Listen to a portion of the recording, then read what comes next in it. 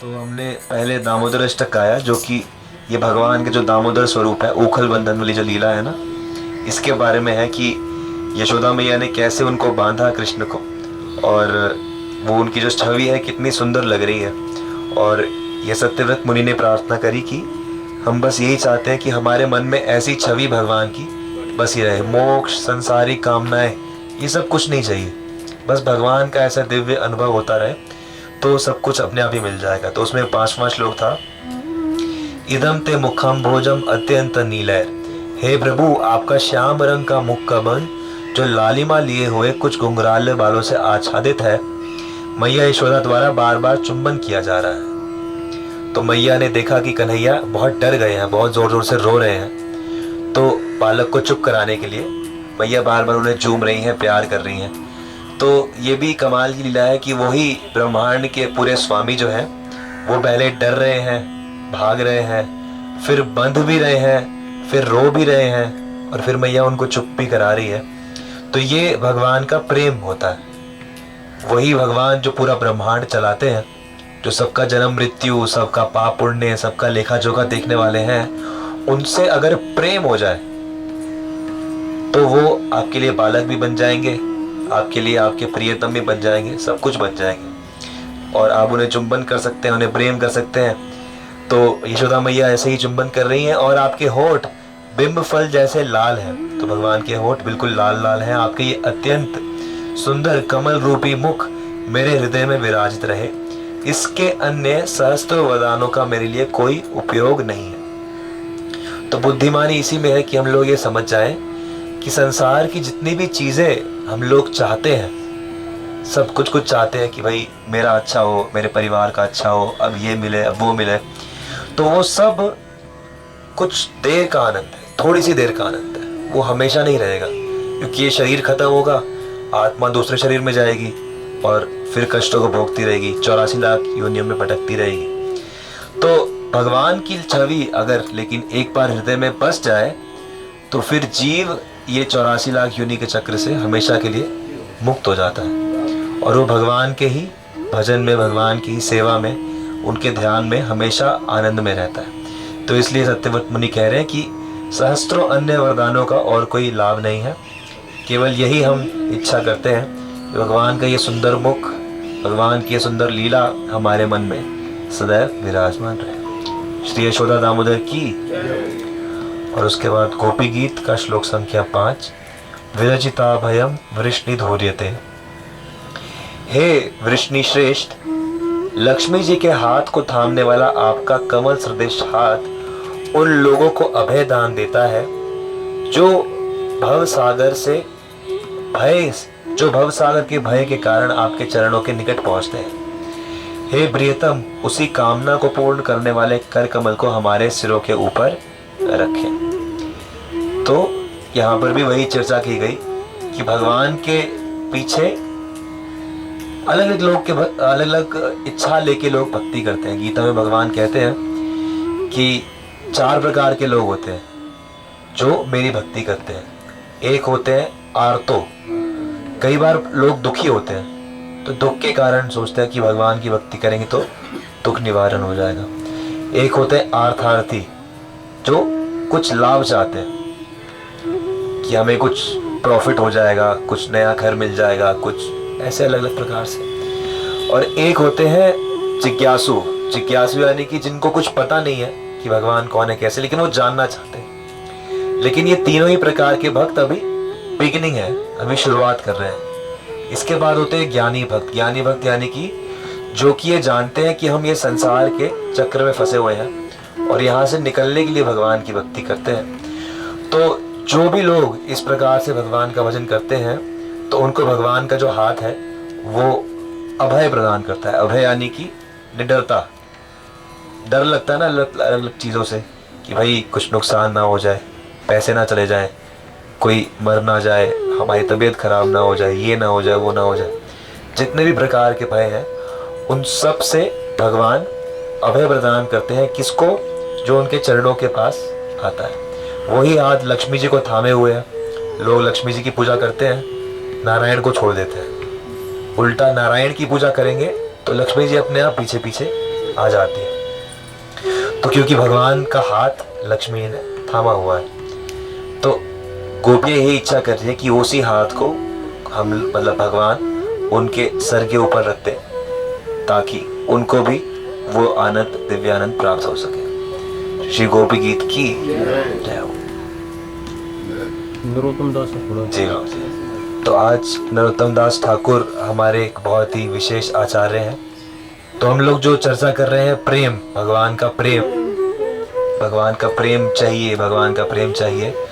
तो भगवान का प्रेम जो है वो कैसा है, वो नरोत्तम दास ठाकुर के जीवन में दिखता है कि ये बचपन से ही ऐसे थे कि भगवान की भक्ति में इनका मन लगता था।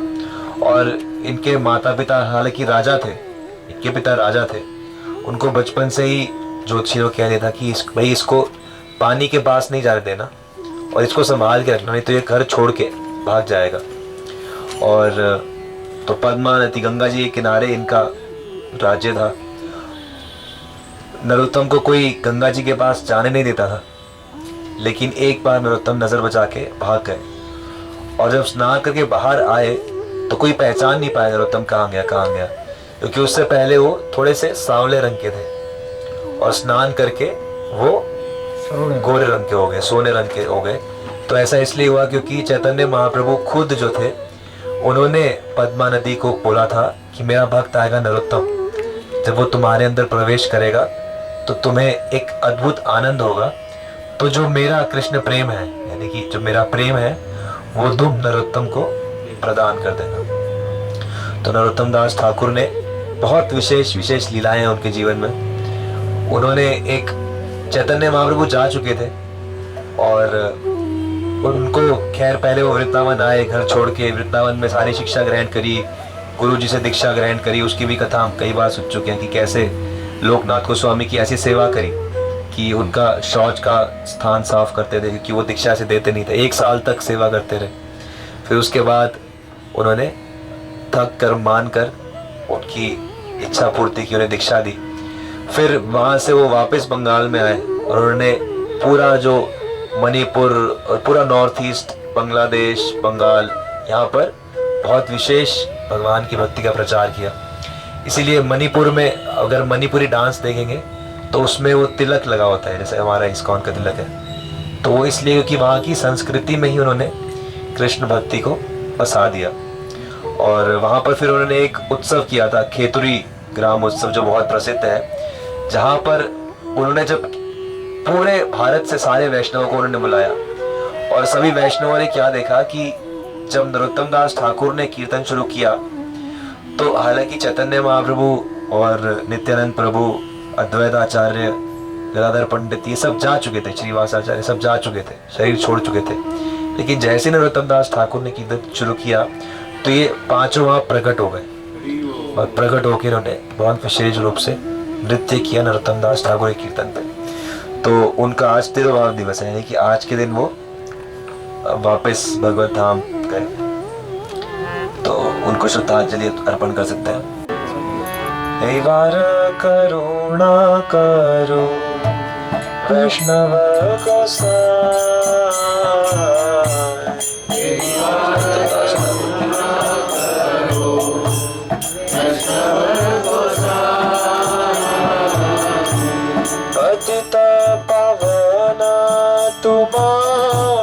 बिन के होना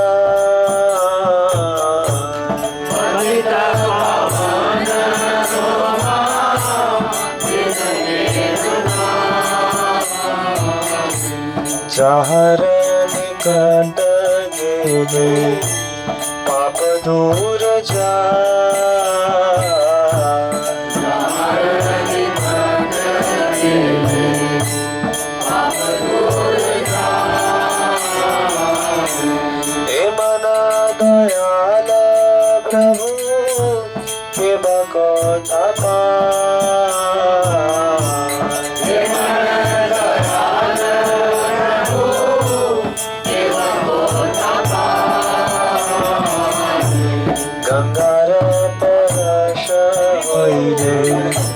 पश्चाते पवना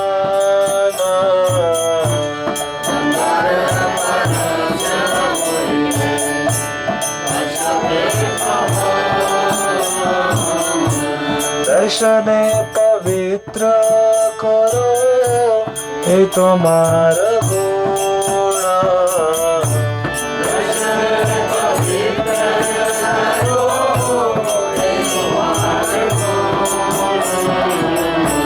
हरि स्थाने अपरागे तारे हरि नाम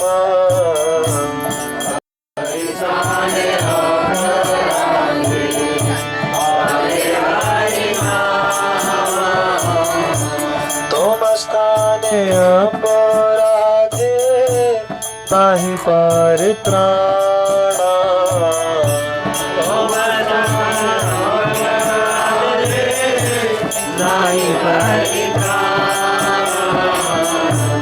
तुम्हारा हृदय सदा गोविंद विश्राम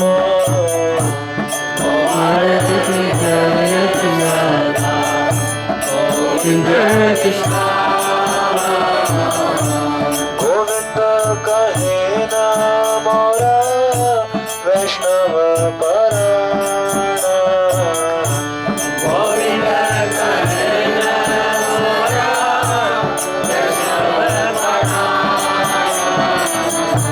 प्रति जन्म कोरी आशा चरणे रघुनी प्रति जन्म कोरी आशा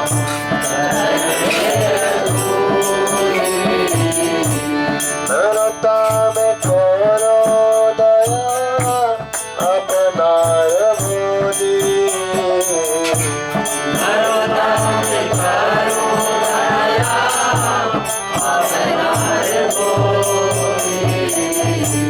ए बार करुणा करो